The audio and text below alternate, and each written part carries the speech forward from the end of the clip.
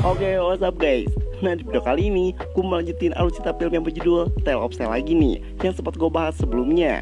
Nah, buat chapter keduanya, film ini sendiri bakal bercerita mengenai seorang ratu, yang mana si ratu ini tidak bisa memiliki keturunan atau mandul, dan dia pun akhirnya menghalalkan segala cara agar bisa mendapatkan keturunan. Oke, buat kalian penasaran gimana sih cerita selanjutnya? Yuk kita masuk ke ceritanya aja guys.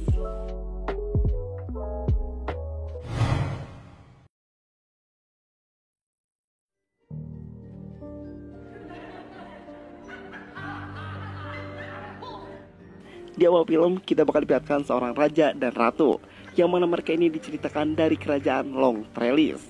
Nah, masyarakat di sana menganggap pasangan raja dan ratu ini adalah pasangan yang paling sempurna.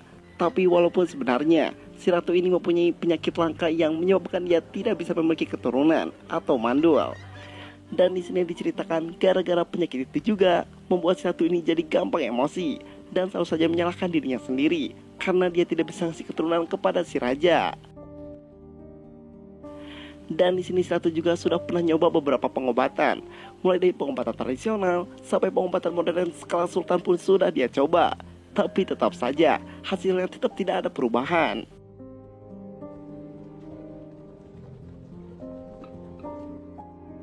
Dan di sini si raja yang tahu kalau si ratu selalu saja stres dengan hari-harinya, dia pun selalu berusaha menghibur si ratu. Sampai-sampai setiap hari dia selalu mengundang para pemain sirkus untuk menghibur dirinya.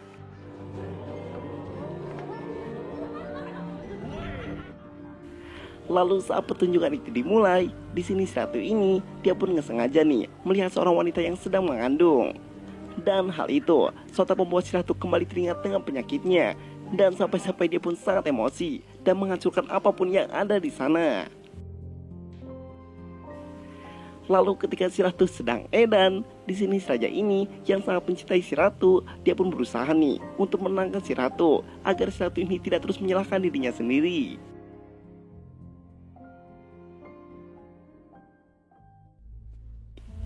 Lalu gak lama kemudian juga di sini tiba-tiba muncul seorang penyihir, yang mana di sini si penyihir ini tiba-tiba mengatakan kalau dia bisa menyembuhkan si ratu, tapi ada satu syarat yang harus si raja tepati. Nah, di sini si raja yang sangat mencintai si ratu, dia pun bersedia nih akan melakukan apa saja asalkan si ratu ini bisa memiliki keturunan dan agar dia tidak terus menyalahkan dirinya sendiri. Lalu di sini si penyihir ini dia pun mengatakan untuk keseimbangan alam, jika si ratu ingin seorang anak, dia ini harus menumbangkan satu nyawa agar nyawa itu dapat ditukar dengan nyawa anaknya.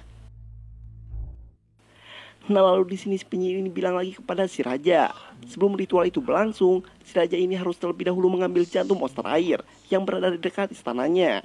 Tapi dengan syarat juga harus si raja sendiri yang mengambil jantung itu dan tidak boleh ada yang membantunya.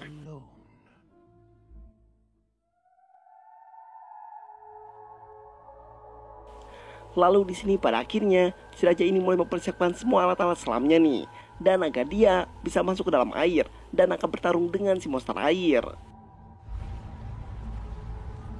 Wow, ada promo murah nampol. Dapatkan potongan voucher hingga diskon 50% dan gratis ongkir ke seluruh Indonesia.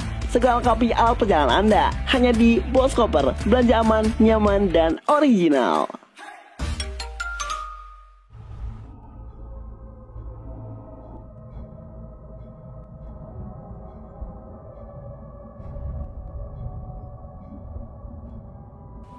Lalu di sini si raja pun tanpa pikir panjang dan langsung menusukkan pedangnya kepada si monster air.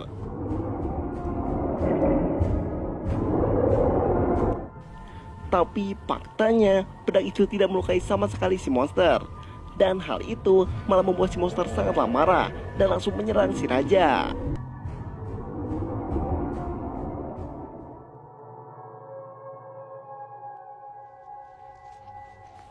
Lalu singkat cerita, setelah pertarungan yang cukup sangat panjang, pada akhirnya si raja ini telah berhasil mengambil jantung monster itu. Tapi di situ juga membuat si raja sangat terluka dan tewas di tempat itu. Nah, setelah berhasil mendapatkan jantung itu, di sini si ratu ini terlihat sangatlah senang. Dan dia pun sama sekali tidak peduli kalau si raja telah meninggal dunia.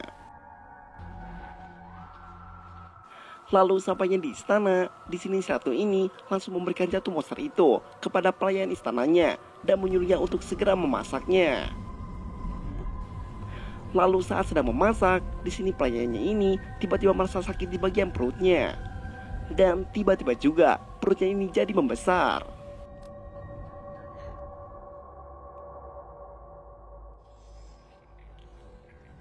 Lalu pas jantung itu selesai dimasak, di sini si ratu ini dia pun sangat tidak sabar nih dan langsung memakan jantung itu.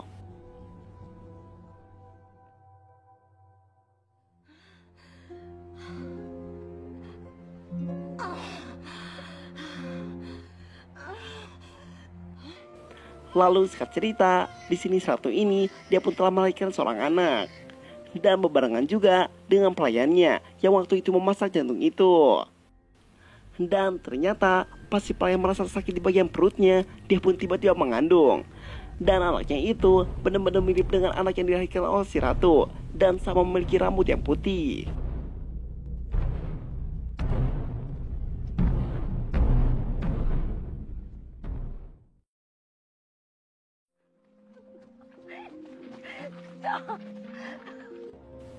Nah, kalau anak si ratu ini dia bernama si Elias, sedangkan anak pelayannya dia bernama si Jonah.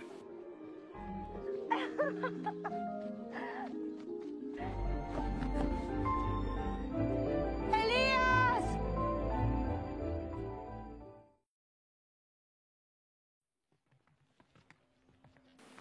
Lalu singkat cerita 16 tahun kemudian, kedua anak ini sudah semakin dewasa.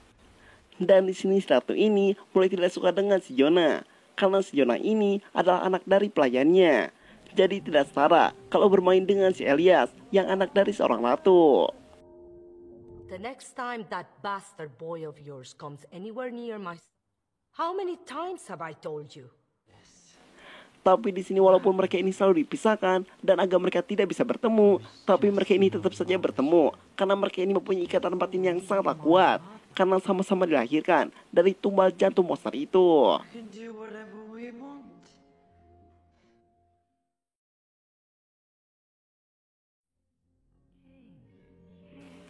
Nah, di suatu hari, di sini si ratu ini, dia ini mulai tahu nih kalau si Elias ini selalu saja bertemu dengan si Jonah. Dan di sini membuat si ratu sangatlah marah kepada pelayannya. Dan dia pun akhirnya menyuruh pelayannya dan juga si Jonah untuk pergi meninggalkan kerajaan itu. Your Highness.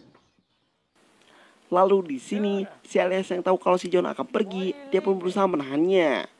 Tapi di sini si Jonah ini tetap memutuskan untuk pergi agar si ratu ini bisa tetap bahagia bersama si Elias. Lalu sebelum pergi, di sini si Jonah ini menancapkan sebuah pisau kepada sebuah pohon dan menyebabkan pohon itu mengeluarkan air. Dan di sini si Jonah ini bilang kepada si Elias, jika suatu saat nanti dia kangen dengan dirinya, lihatlah air ini. Jika warna airnya jernih, berarti si Jonah ini sedang baik-baik saja. Tapi jika airnya warna merah, berarti si Jonah ini sedang dalam bahaya.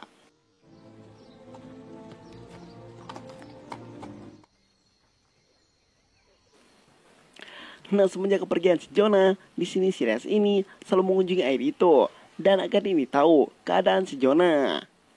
Tapi pas suatu ketika, tiba-tiba air itu berubah menjadi merah dan membuat si Elias sangatlah panik. Nah, si Elias yang tahu kalau si Jonah dalam bahaya, dia pun langsung berusaha mencarinya dan pergi tanpa memberitahu si ratu.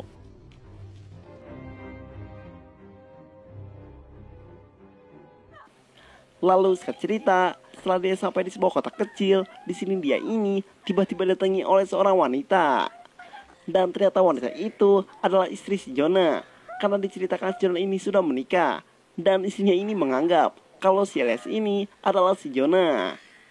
Lalu di sini si Elias ini dia pun mengatakan kalau dia bukanlah si Jonah dan dia ini adalah saudara kembarnya dan sedang mencari keberadaan si Jonah.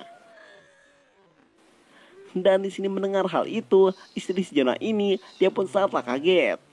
Dan dia pun mengatakan kalau si Jonah tidak pulang selama 5 hari Dan terakhir si Jonah itu pergi ke dalam hutan. I am sorry, Your Majesty. I have looked everywhere. I can't find him. Nah sementara itu, di sini si ratu yang tahu kalau si Elias telah menghilang, dia pun sangatlah panik. Dan dia pun kembali mendatangi si penyihir, agar si penyihir ini bisa membantunya untuk mencari si Elias. Lalu di sini si penyihir ini kembali mengatakan, jika anaknya ingin kembali, ratunya ini harus kembali menumbangkan satu nyawa, agar anaknya bisa kembali. Nah di sisi lain, di sini terlihat si Jonah ini, dia pun sedang berada di sebuah lubang dan dengan penuh luka di tubuhnya. Tapi gak dijelaskan kenapa si Jonah ini bisa ada di sana. Lalu gak lama kemudian juga, di sini tiba-tiba muncul seekor kelelawar yang sangatlah besar dan langsung menghampirinya. Nah di sini si Jonah yang ketakutan, dia pun berteriak sekuat mungkin. Dan sampai-sampai si Elias mendengarnya. Dan gak lama juga dia pun muncul dan langsung membunuh kelelawar itu. Dan endingnya ternyata kelelawar itu bukan bermaksud menyerangnya, melainkan itu adalah ibunya dan berusaha menolongnya.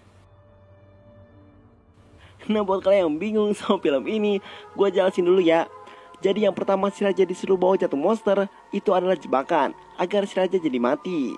Dan yang terakhir si ratu ini berubah jadi kelelawar agar dia juga jadi mati.